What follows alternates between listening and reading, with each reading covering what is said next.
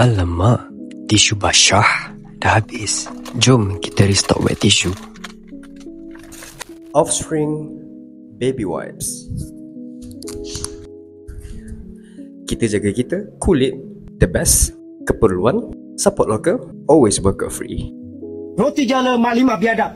Lalu di Offspring Baby Wipes ni biodegradable and plant-based, mesra alam dan mesra Petronas. Pas guna tak rasa bersalah, sesuai untuk newborn dan kulit sensitif. Bebas alkohol, paraben dan fragrance. Satu pack dia banyak, 80 keping, boleh tahan lama untuk daily use. Kelembapan dia pun cukup-cukup, senang lap dan tak perlu gosok kuat-kuat. Tapi tak dengar lembab sangat macam Coach bila buat Max. Coach akan gunakan wet tissue ni untuk budak-budak yang ada dalam bilik ni. Coach akan gunakan untuk buang taik mata dan taik hidung mami koko, mak pada semua. Untuk lap telur cumboy budak jantan ni. Untuk lap muntah moka si capang ni.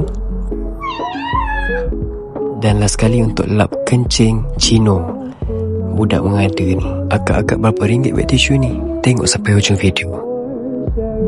Selain daripada penggunaan untuk bayi dan juga pads, Coach gunakan ni untuk bersihkan kasut dan juga helmet setiap minggu.